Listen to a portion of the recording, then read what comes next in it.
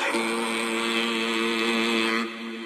الحمد لله الذي له ما في السماوات وما في الأرض وله الحمد في الآخرة وهو الحكيم الخبير يعلم ما يلج في الأرض وما يخرج منها وما ينزل من السماء وما يعرج فيها وهو الرحيم الغفور وقال الذين كفروا لا تأتينا الساعة قل بلى وربي لتأتينكم عالم الغيب لا يعزب عنه مثقال ذرة في السماوات ولا في الأرض ولا أصغر من ذلك ولا أكبر إلا في كتاب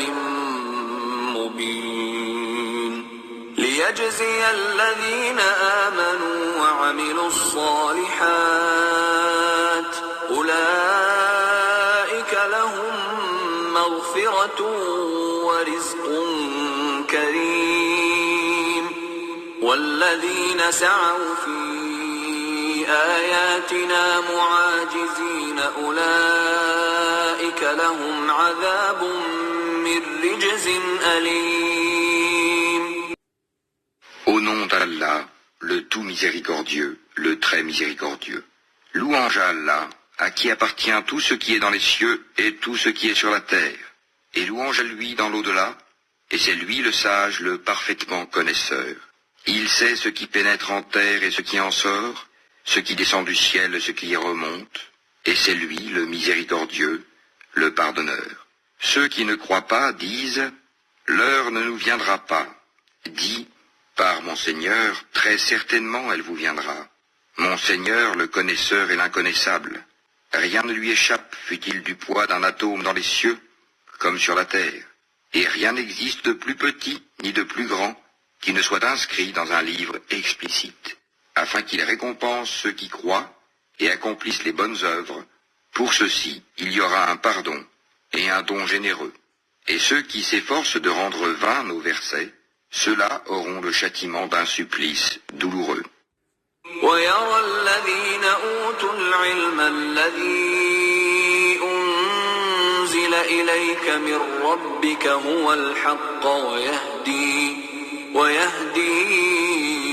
إلى صراط العزيز الحميد وقال الذين كفروا هل ندلكم على رجل ينبئكم إذا مزقتم كل ممزق إنكم لفي خلق جديد أفترى على الله كذبا أم به جنة بل الذين لا يؤمنون بالآخرة في العذاب والضلال البعيد أفلم يروا إلى ما بين أيديهم وما خلفهم من السماء والأرض إن نشأ نخسف بهم الأرض أو نسقط عليهم كسفا من السماء إن في ذلك لآية لكل عبد منيب. Et ceux à qui le savoir a été donné, voient que ce qu'on t'a fait descendre de la part de ton Seigneur est la vérité, qui guide au chemin du Tout-Puissant, du digne de louange. Et ceux qui ne croient pas dirent « Voulez-vous que l'on vous montre un homme qui vous prédise que lorsque vous serez complètement désintégrés, vous reparaîtrez sans nul doute en une nouvelle création? Invente-t-il un mensonge contre Allah? Ou bien est-il fou? Non. Mais ceux qui ne croient pas en l'au-delà sont voués au châtiment et à l'égarement lointain. Ne voient-ils donc pas ce qu'il y a comme ciel et comme terre devant et derrière eux? Si nous voulions, nous ferions que la terre les engloutisse, ou que des morceaux du ciel tombent sur eux. Il y a en cela une preuve pour tout serviteur repentant. Assalamu alaikum wa rahmatullahi wa barakatuh. Que la paix soit sur vous ainsi que la miséricorde et la bénédiction. Subhanallah al-Azim. Quelle profondeur. Quand on entend les versets du Coran, normalement ça doit pénétrer le cœur du croyant. C'est pour ça que c'est mal traduit. Les ayats, on les traduit par versets du Coran en fait, non. Une ayah, c'est un signe, on pourrait traduire précisément par un signe en fait. Et chaque verset qu'Allah subhanahu wa ta'ala a révélé en fait est un signe pour t'éclairer dans ta vie de tous les jours, est une solution pour ta vie du quotidien, est une feuille de route, est un sentier, est un chemin déroulé, un parchemin, pardon, déroulé en face de toi, qui va te permettre d'avancer dans ta vie et d'affronter toutes sortes de problématiques ou d'épreuves que tu vas affronter. Et normalement, le croyant, le musulman doit être pénétré dans son cœur et dans son âme par chaque verset qu'il entend, chaque verset de la parole de notre Créateur, Allah subhanahu wa ta'ala. Si le musulman n'éprouve pas grand-chose ou n'est pas trop touché, c'est qu'il commence à avoir des maladies dans son cœur. Et c'est très dangereux. Et après, on arrive à la phase terminale où le cœur est complètement mort, où là, il n'y a plus rien qui rentre. Hein. Quelques musulmans sont dans cet état, et surtout, en écrasante majorité, les mécréants. Ceux qui n'y croient pas. Malgré tout, vous avez quand même parfois, on voit parfois, on entend des histoires où vous avez des non-musulmans, des non-arabophones qui écoutent le Coran et qui sont perturbés, qui sont interpellés. Ça les touche. Ils sentent que cette parole est différente, que cette parole n'est pas humaine. Subhanallah. La profondeur qu'il y a dans les versets qui ont été récités, les premiers versets de la sourate Sabba, la sourate 34, il faudrait des heures pour se plonger dans la profondeur et dans l'explication de ces versets. Subhanallah. On raconte qu'il y a eu un grand savant musulman qui a fait un tafsir et il a mis 40 ans de sa vie pour faire un tafsir, une explication du Coran. 40 ans de sa vie, subhanallah. Et ceci nous amène tout de suite dans le vif du sujet, dans ce qui finalement ce qui occupe finalement le monde, les esprits, surtout notre époque contemporaine, qui est marquée par ce marqueur-là, clivant, entre le matérialisme d'un côté et les sociétés matérialistes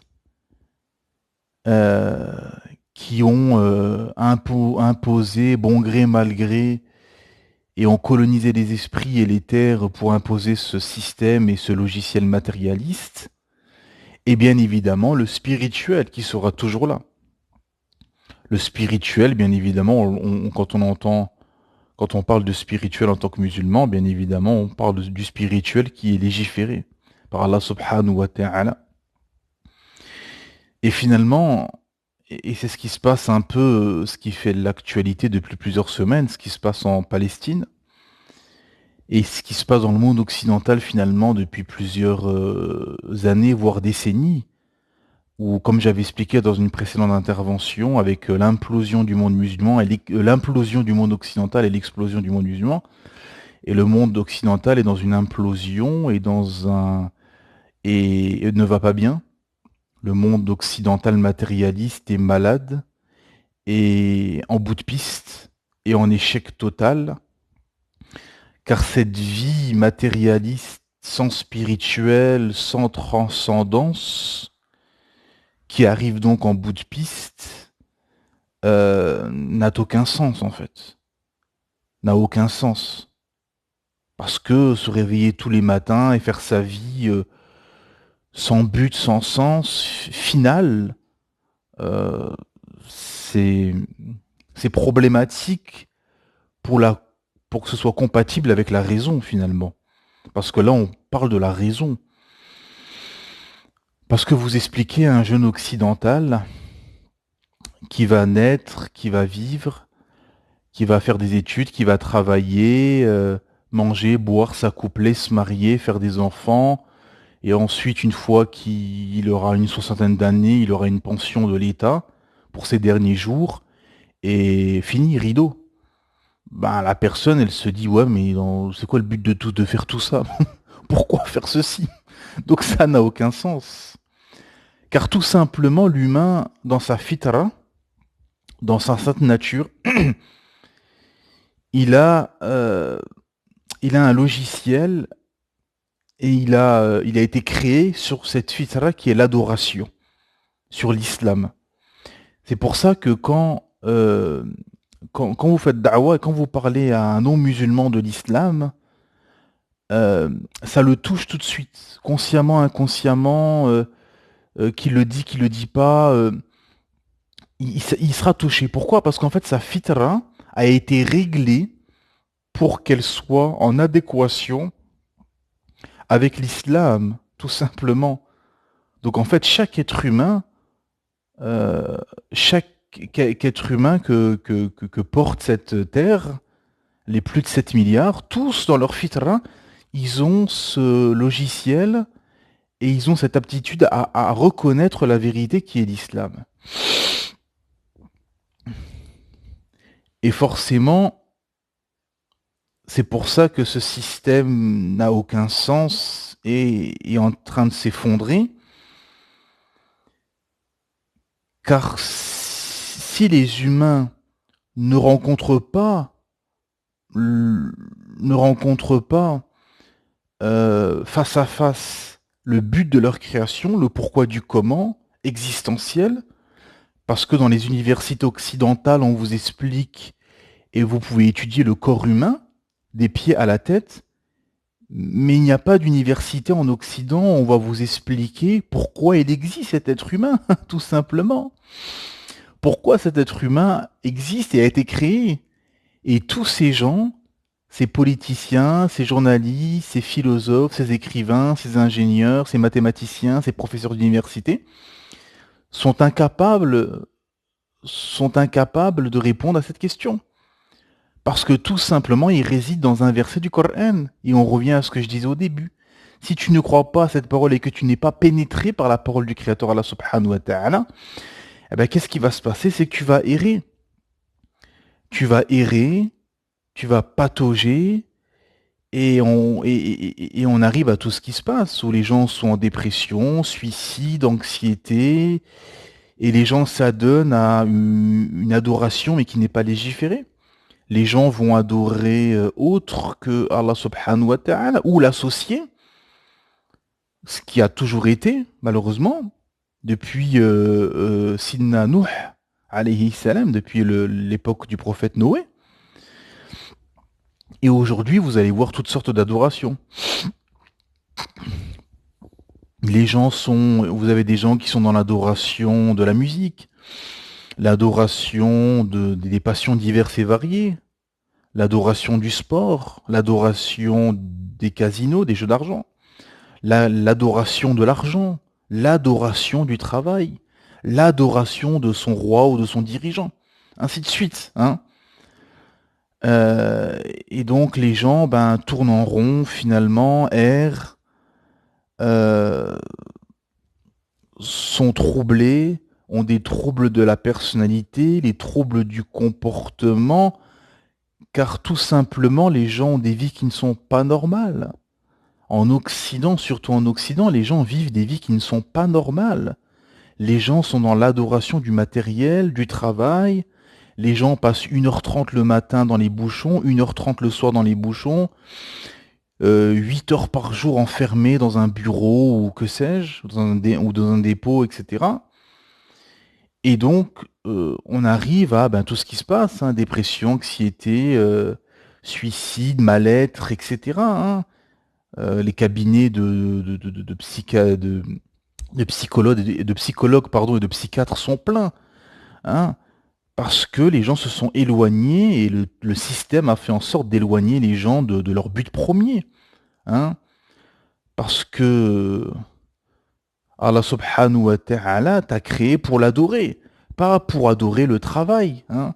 Le travail, par exemple, doit être quelque chose qui est secondaire dans la vie de l'être humain et dans la vie du musulman, hein. Ça doit être quelque chose de secondaire, quelque chose qui vient après le principal, qui est l'adoration à notre Créateur, Allah subhanahu wa ta'ala, parce que c'est le but de notre vie, et c'est sur ça qu'on sera interrogé, hein, c'est sur l'adoration, hein, et notamment l'une des principales adorations qui est la prière. Et l'Occident a fait en sorte que la prière devient un dogme et devient le principal dogme en Occident, pour bien évidemment endoctriner les gens, hein, les endoctriner et les éloigner du but premier, car en les occupant avec le travail et en les formatant depuis tout petit, hein, depuis tout petit, jusqu'à arriver à- dans le monde du travail, hein, toutes les étapes que va passer l'humain, euh, tout le parcours préétabli, hein, pour ceux qui nous suivent depuis un moment, et j'avais fait une intervention comme ça il y a plus d'1 an sur le parcours préétabli par le système. Ah bah dans le parcours préétabli par le système, Dieu n'existe pas, la religion n'existe pas. Et donc en fait, tout ça pourquoi? Pour faire devenir les gens en deux choses finalement. Pour qu'ils deviennent de bons esclaves du système, hein, et qu'ils deviennent de bons consommateurs, hein, de bons consommateurs. Où finalement les gens vivent des vies où il faut absolument, les gens sont esclaves de la mode, hein, du paraître, de l'orgueil, etc. Il faut absolument ce dernier smartphone, il faut absolument cette dernière voiture, il faut absolument ce dernier vêtement. Et ça continue aussi avec les écrans. Ce qu'il y a derrière les écrans, il faut absolument regarder cette dernière série. Ouah, c'est la nouvelle saison de cette série. Ouah, c'est le nouveau film, etc., etc. Tout ça pourquoi? Pour occuper finalement les masses et les éloigner du but premier, hein. Et au final, qu'est-ce qui se passe? C'est les élites, les tyrans, les pharaons et les rois à travers le temps, les élites malveillantes, ont très bien compris ceci, c'est que chacun vivra une réalité et sa réalité sera la vérité et sera sa vérité. Parce que chacun vit dans une réalité. Le Sud-Coréen vit dans sa réalité sud-coréenne, le Nord-Coréen vit dans sa réalité nord-coréenne, l'Américain vit dans sa réalité américaine, le Vietnamien, le Philippin vivent dans leur réalité vietnamienne et philippine, l'Africain vit dans sa réalité africaine, le musulman vit dans sa réalité islamique, alhamdulillah, l'Amazonien vit dans sa réalité en Amazonie, le Chinois vit dans sa réalité chinoise, ainsi de suite, hein. Et donc, cette réalité, pour tout individu, devient sa vérité absolue, hein. Et donc, les élites ont compris ceci, qu'ils pouvaient imposer et endoctriner dès le berceau, et ensuite passer par la maternelle, l'école, les études, la télévision. Maintenant, on peut rajouter les réseaux sociaux, etc. Les élites vont pouvoir imposer une vision, leur vision, une vision du monde, une projection, et qui sera la réalité des uns et des autres dans cette société. Ce qu'a fait par exemple le système occidental, en éliminant la religion, où la religion ne doit plus exister. Pire, la religion doit être criminalisée. On le voit très bien avec les musulmans en France, par exemple, hein, avec les abayas, le voile, le halal, etc. Hein, que la religion ne doit gérer aucune loi, que la religion ne doit pas avoir une force morale imposée et acceptée de tous, que la religion ne doit pas être dominant. Hein. C'est pour ça qu'ils font tout pour empêcher que justement l'islam prenne le pouvoir total dans les sociétés ex-colonisées islamiques. Euh, que la religion doit être exclue de la société, partout, partout, à la télévision, à l'école, dans les armées, dans la société, dans les espaces publics, etc., etc. Et finalement, et on le voit très bien dans ces sociétés laïques, finalement, laïcisées en Occident, c'est qu'au final, finalement, petit à petit, enlever du cœur et des esprits des gens Dieu, finalement, pour les rendre athées. Et pourquoi les rendre athées? Pour en faire de bons consommateurs et de bons esclaves, parce que l'athée moyen sera facilement manipulable, sera un consommateur, parce que l'athée par défaut suit ses passions, tout ce qui lui passe par la tête, ou toutes ses envies, etc. Il vit comme un animal. Hein. Ça peut être, comment dire, choquant, vexant ou que sais-je, mais c'est une réalité absolue. C'est que l'athée vit comme un animal, finalement. Qu'est-ce qui le différencie de l'animal? Hein.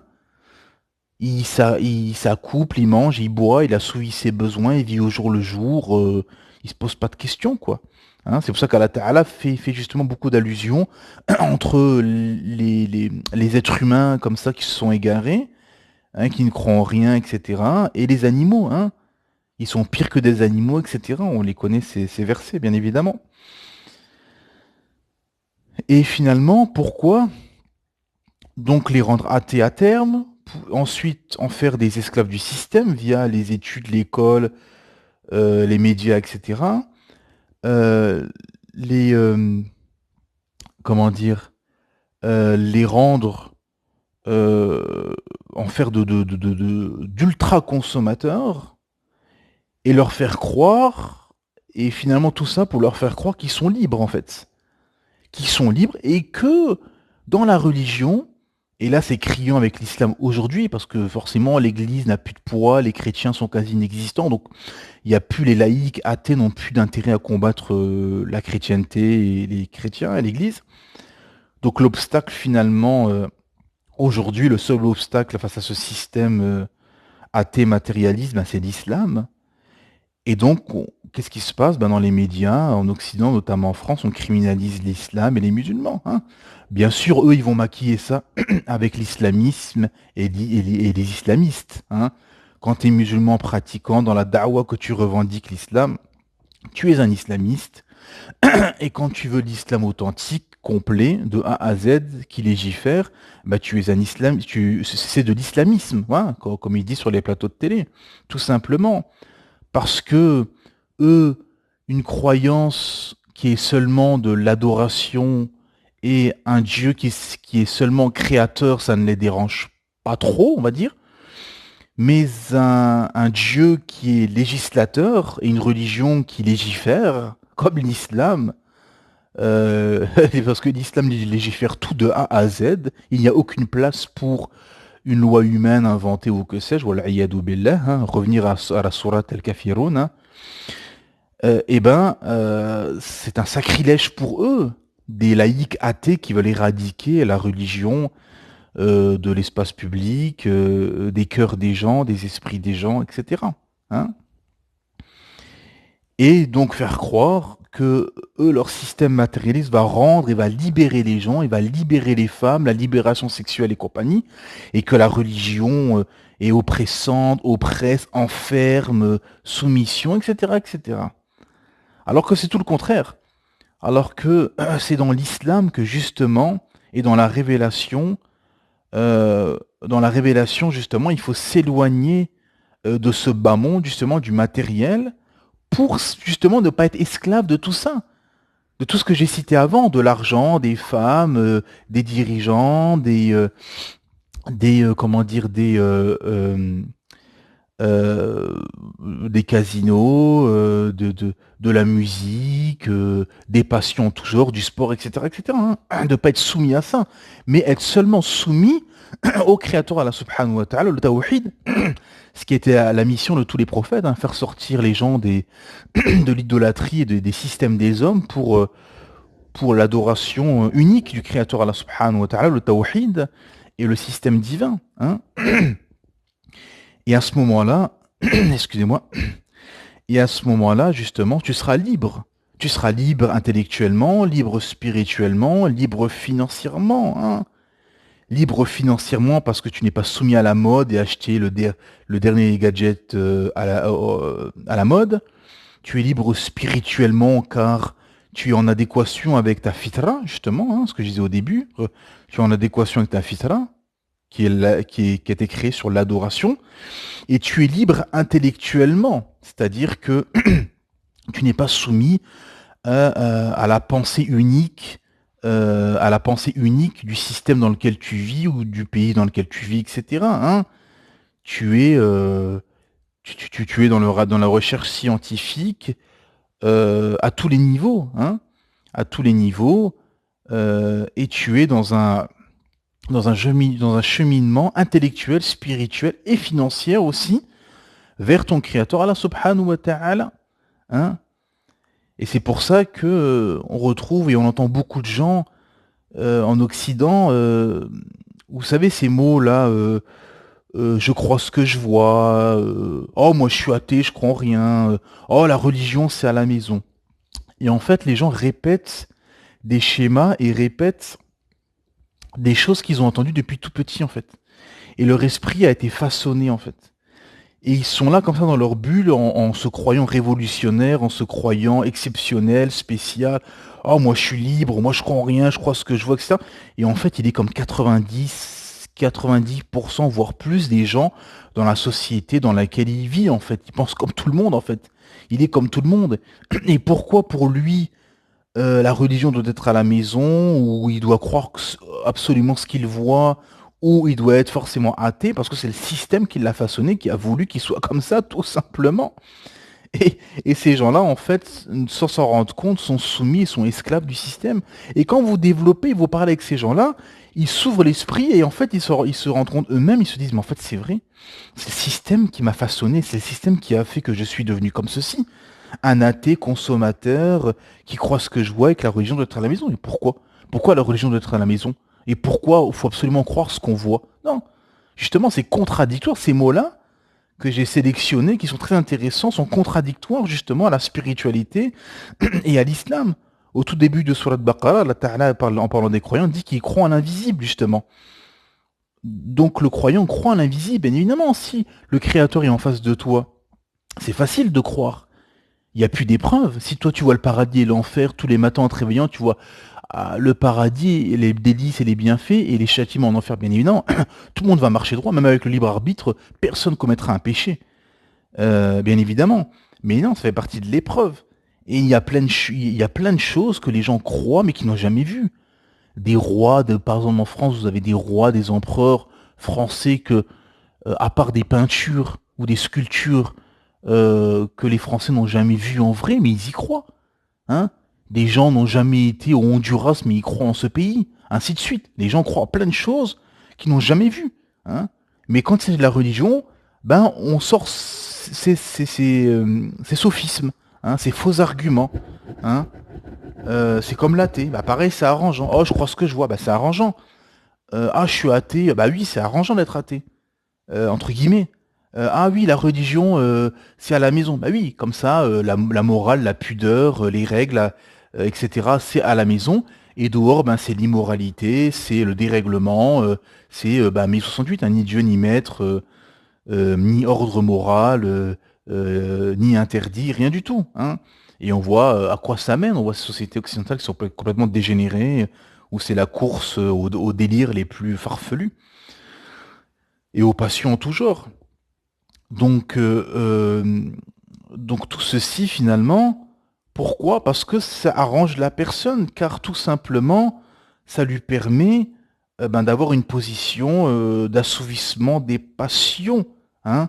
Et on voit que tout ceci, en fait, il n'y a aucune certitude, en fait, aucune conviction, il n'y a aucune stabilité en fait dans tout ceci. C'est juste de la spéculation. Et quand vous parlez avec ces gens comme ça, en l'espace de quelques secondes, vous pouvez les déstabiliser. et les remettre en question. Hein. Mais les gens voilà, restent dans certaines positions confortables parce que tout simplement, ben voilà, c'est un peu comme les agnostiques. Ah oui, moi je crois en Dieu, mais je crois pas aux religions, je crois pas aux prophètes. Bah oui, bah c'est facile.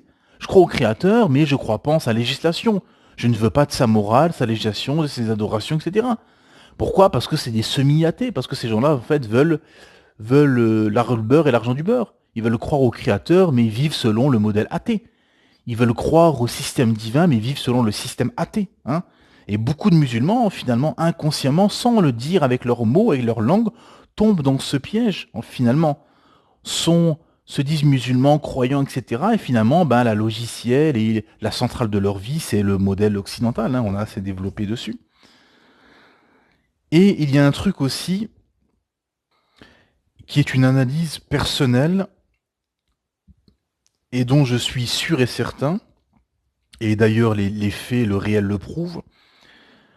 On va dire les premiers écrans ont apparu dans les années 50, on va dire, hein, après-guerre, hein, avec la télévision. Bon. La télévision apparaît dans les années 50. On est en 2023. Bien évidemment, après la télévision, il y a eu les ordinateurs, les téléphones, les smartphones et maintenant les tablettes, etc. En plus de la télé et des PC, etc. Et en fait, qu'est-ce qui se passe? Depuis les années 50, vous avez des générations qui ont grandi.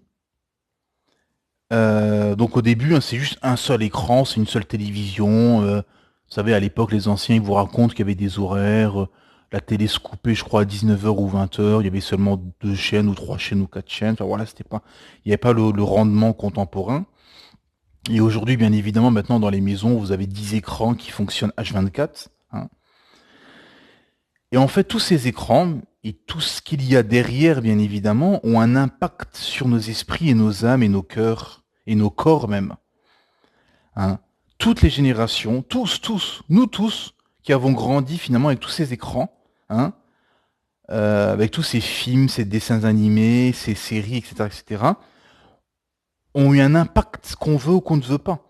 Avec tout ce qu'il y a comme émotion, comme peur, comme fantasme, comme perversion, comme koufr, comme shirk, comme perversion des esprits, etc. Hein, tout ce qu'il y a de méfaits dans les séries, les films, les dessins animés, etc., ben, ont eu un impact certain sur nos esprits et sur nos cœurs, bien évidemment. Hein. Parce que ceci a changé la perception et la vision des gens, finalement, la perception de la vie des gens. Ça a eu un impact sur la personnalité. Ça a eu un impact sur la perception des uns, des autres, de la société, du corps des hommes, du corps des femmes, etc., etc. Et ainsi de suite. Et des relations hommes-femmes, personnes âgées, ou enfants, etc., etc. Tout ceci ont eu un impact, qu'on veut ou qu'on ne veut pas. Et c'est pour ça qu'on a de plus en plus des générations de gens qui sont troublés, qui sont déstabilisés, qui ont des troubles, des traumas, etc., des troubles psychologiques, etc., etc., parce que tout ceci a eu un impact. Hein. Les salafs, on raconte qu'il y avait des salafs qui refusaient de parler avec des gens, ou même d'écouter une parole de gens qui avaient le cœur malade, ou qui étaient des ignorants, ou des innovateurs. Parce qu'ils avaient peur que cette parole rentre dans leur cœur et leur mette des ambiguïtés. Vous vous rendez compte? Donc, ça montre à quel point l'impact de tout ceci, de tout ce que des générations ont, et surtout à un âge, parce que le moment où l'être humain, depuis ces générations-là, les êtres humains contemporains ont plus été face aux écrans, face aux séries, face aux films, face aux dessins animés, etc., on sont la période jeune, finalement, hein, entre 0 et 20 ans, en gros. Parce qu'après 20 ans, ben, le travail, la femme, les enfants, la vie de famille, etc., etc., ça fait que ça te prend plus de temps, t'as moins le temps pour... Enfin, les gens ont moins de temps pour ceci.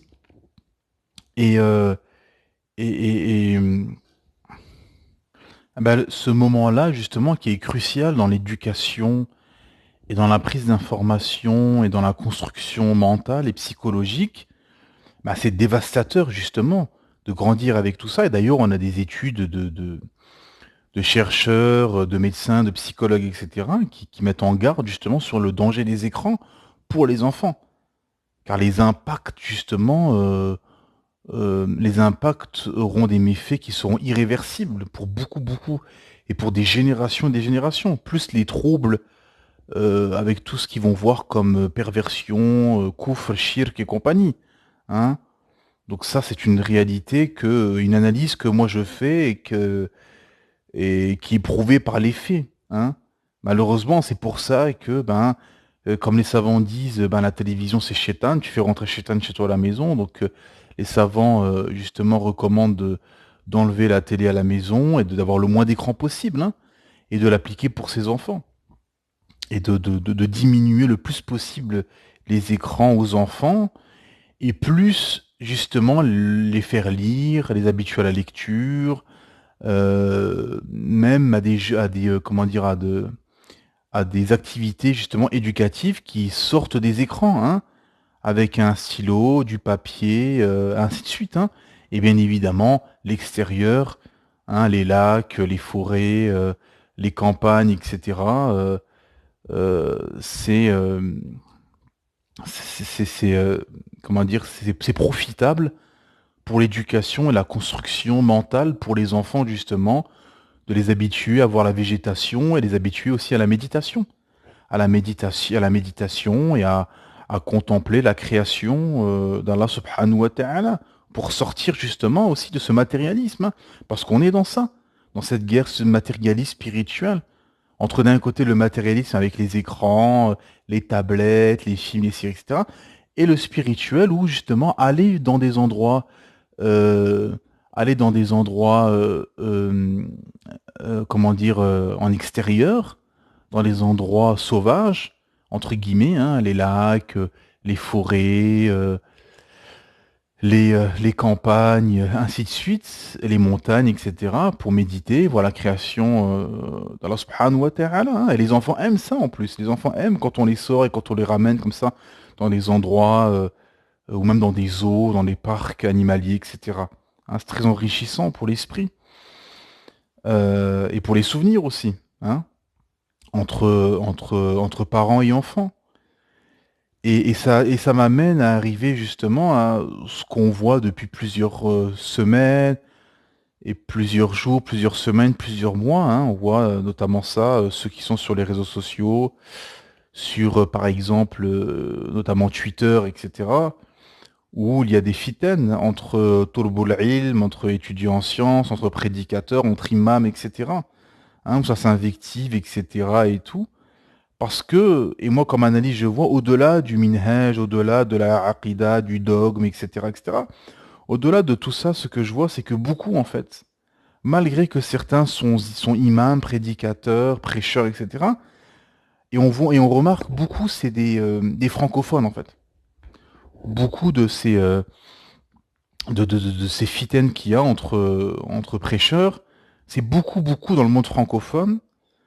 Euh, et ça, c'est pas, enfin, c'est pas tout fait sens avec ce que je disais juste avant. C'est-à-dire qu'en fait, tous ces francophones, seulement ces prédicateurs et prêcheurs francophones, sont nés ou au moins ont grandi en Occident, en France, et sont impactés par tout ce que je disais avant. Hein, et ça fait des troubles psychologiques. Hein. J'écoutais, sans citer de nom, j'écoutais dernièrement sur Twitter un prêcheur qui se défendait face à des attaques, etc. Bon, face à des attaques d'autres prêcheurs, etc. Et en l'écoutant et en écoutant les réponses, etc., en fait, je me suis aperçu que, en fait, le problème de beaucoup de ces prêcheurs et de ces prédicateurs, il n'est pas dans la aqidah, dans le do, enfin, surtout en priorité, bien évidemment, il y en a qui ont des problèmes de aqidah, de minhaj, de de sentiers, euh, etc., de credo. Mais au-delà de ça, il y a... et ce que je me suis aperçu, c'est qu'en fait, beaucoup ont des troubles psychologiques, en fait. Là, ça relève du psychologique, en fait. Du psychiatrique, en fait. Beaucoup ont des problèmes psychiatriques, en fait. Et c'est une réalité. C'est... Pourquoi? Parce qu'on revient à ce que je disais juste avant. Hein, d'avoir grandi dans ces sociétés schizophrènes, aseptisées, athéisées, euh, euh, comment dire, où on criminalise la religion, où en plus ces frères-là ont grandi, ben forcément comme tout, comme la plupart, ben, des Maghrébins, des Turcs, des Africains, etc., entre deux civilisations. Hein. À la maison, on te dit A et à l'école, on te dit Z. Donc ça fait des troubles et des traumas d'enfance et des troubles psychologiques. Hein. Et ça a un impact certain sur l'esprit, le cœur, l'âme et le corps. Hein. Et ça, c'est inéluctable. Hein. Et beaucoup, en fait, ont un manque criant de structure psychologique. Hein. Beaucoup sont pas structurés psychologiquement, malgré la science, malgré ci, malgré ça.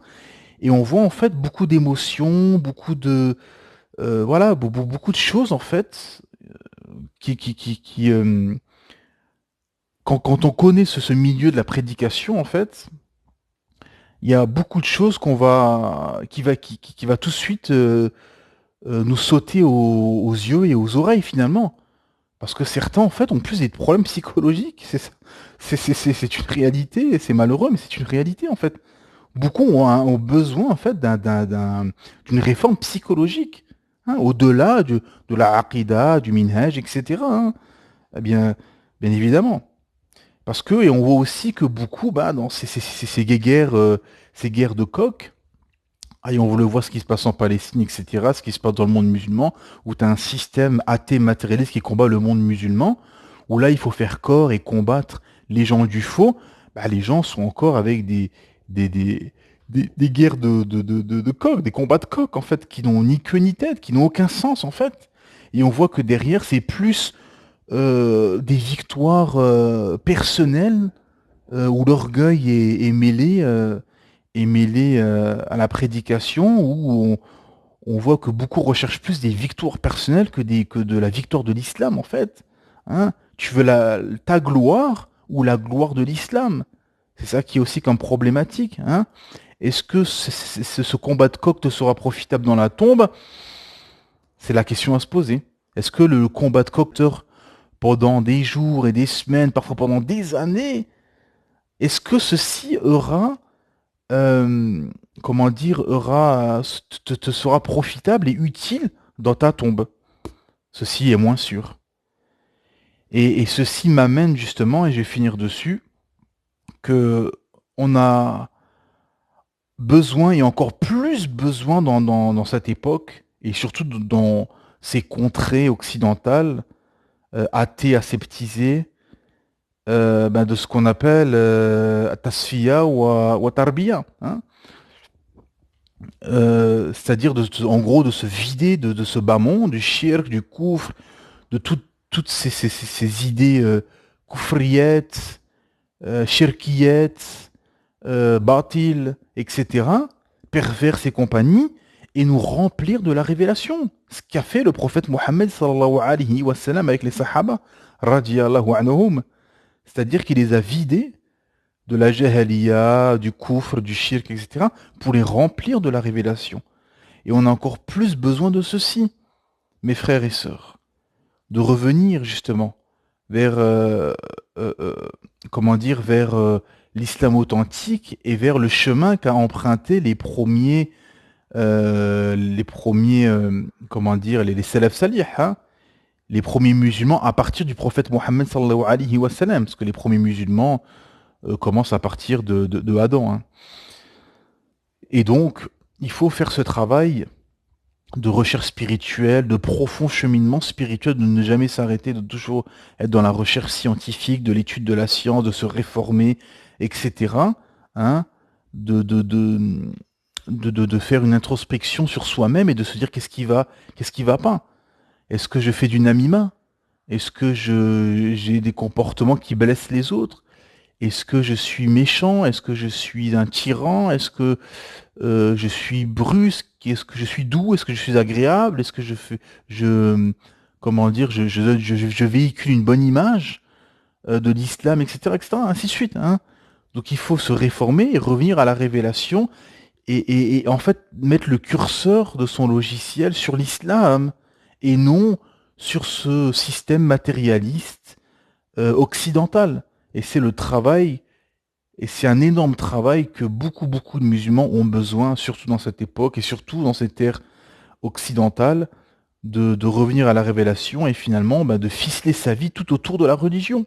Hein, et c'est une organisation du quotidien, d'organiser sa vie tout autour de la religion et mettre en priorité l'islam dans sa vie et mettre le reste autour. Hein, le travail, les études, l'argent, le commerce, etc. De mettre ça en second, de mettre en priorité euh, la révélation du Créateur Allah subhanahu wa ta'ala et, euh, et comment dire, d'être toujours dans un cheminement.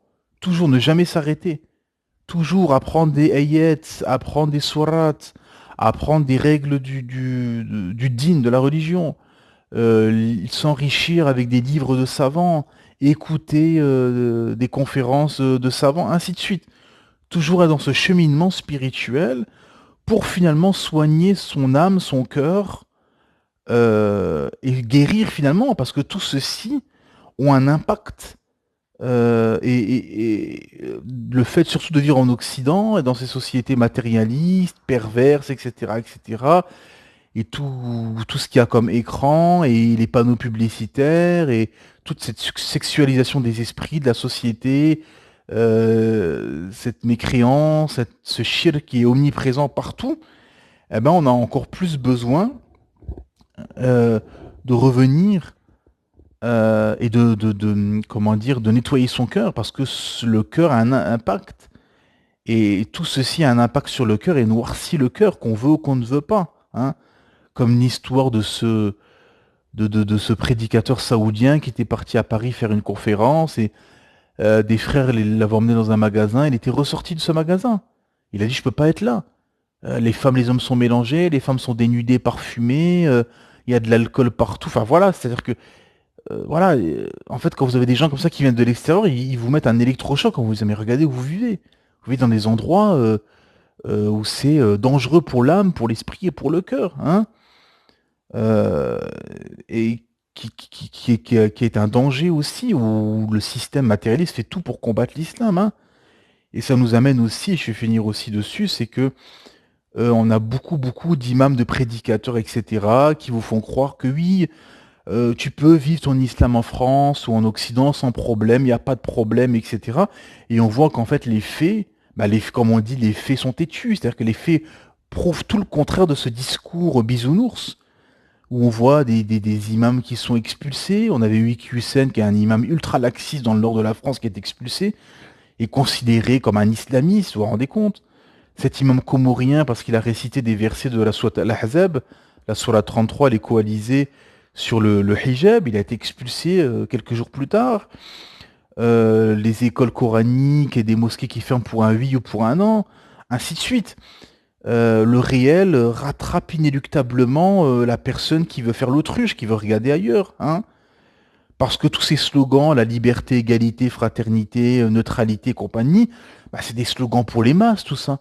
C'est juste pour les masses, pour leur faire croire que voilà, ils sont dans des sociétés libres, qui sont neutres, qui leur permet une libre pratique du culte et compagnie. Mais ça, c'est des slogans pour les masses complètement matrixés, athéisés.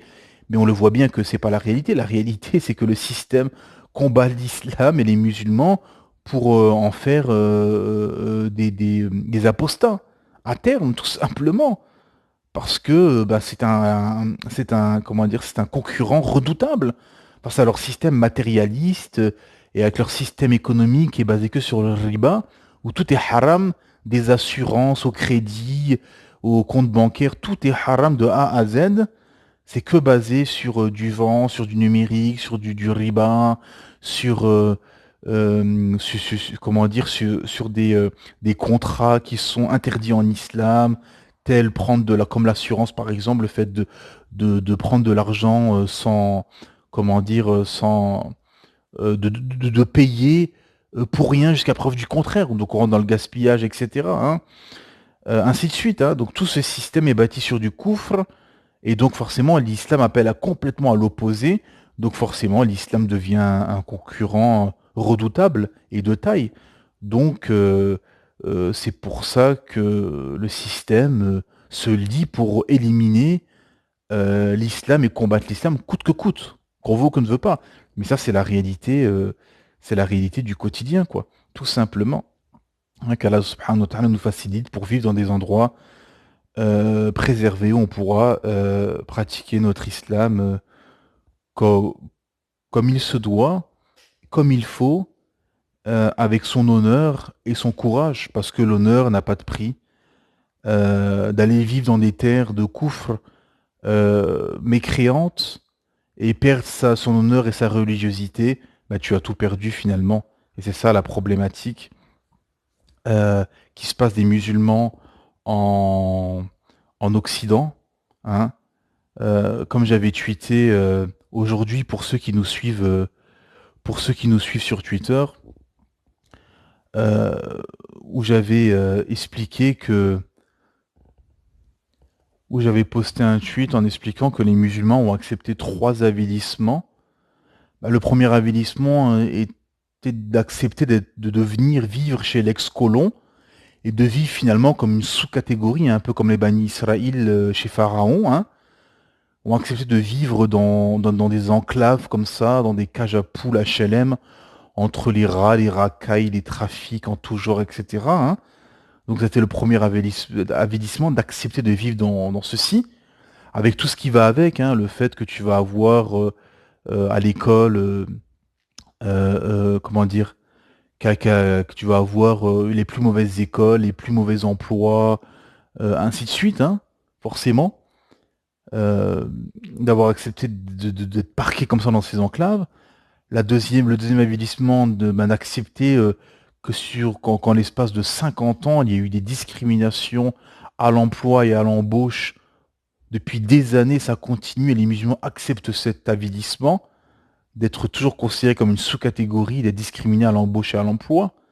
Hein, les études avec les CV anonymes prouvent ceci.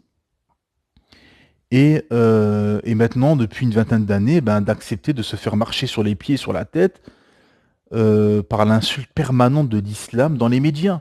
Hein. Donc ça, c'est quelque chose... ce sont trois avélissements que j'ai développés dans un tweet où les musulmans, justement, doivent se réveiller et comprendre que l'honneur n'a pas de prix, en fait. Et de tout faire pour vivre dans un endroit décent où tu seras respecté et où ta religion, l'islam, sera respectée. Hein. Et il y en a, alhamdulillah, dans ce bas monde. Et je vais finir avec ce hadith magistral où, où c'était un compagnon, hein, euh, où Abu Bakr Siddiq avait rencontré un compagnon au nom de Handala, pardon, et lui avait demandé comment vas-tu, et lui a dit ben, que Handala a succombé à l'hypocrisie. Et Abu Bakr Siddiq radhiyallahu anhu s'éclama en disant gloire et pureté à Allah, que dis-tu là? Et il lui expliquait en disant quand nous sommes avec le messager d'Allah, sallallahu alayhi wa sallam, écoutez bien ce hadith, regardez la profondeur de ces gens et la sincérité de ces gens qu'Allah subhanahu wa ta'ala a honoré. Quand nous sommes auprès du messager d'Allah, sallallahu alayhi wa sallam, et qui nous rappelle l'enfer et le paradis, c'est comme si nous les voyions. Mais lorsque nous quittons le messager d'Allah, sallallahu alayhi wa sallam, nous nous préoccupons des épouses, des enfants et des occupations mondaines et nous oublions beaucoup. Abu Bakr déclara par Allah, nous avons le même problème. Je suis alors un hypocrite aussi alors. Donc les deux hommes s'empressa d'aller rencontrer le messager d'Allah, sallallahu alayhi wa sallam, en lui disant que Handala a succombé à l'hypocrisie. Et le messager d'Allah, sallallahu alayhi wa sallam, demanda de quoi s'agit-il. Et il répondit au messager d'Allah, quand nous sommes avec toi, que tu nous rappelles l'enfer, le paradis, c'est comme si nous les voyions, mais lorsque nous te quittons, nous nous préoccupons des épouses, des enfants et des occupations terrestres. Et nous oublions beaucoup. Et le messager d'Allah sallallahu alayhi wa sallam leur dit par celui qui détient mon âme en sa main, si vous demeuriez dans le même état qu'en ma compagnie, durant le rappel, les anges vous serrerez la main dans vos lits et sur les chemins. Cependant, ô Handala, il y a un temps pour chaque chose. Subhanallah azim. سبحانك اللهم بحمدك أشهد أن لا إله إلا أنت أستغفرك وأتوب إليك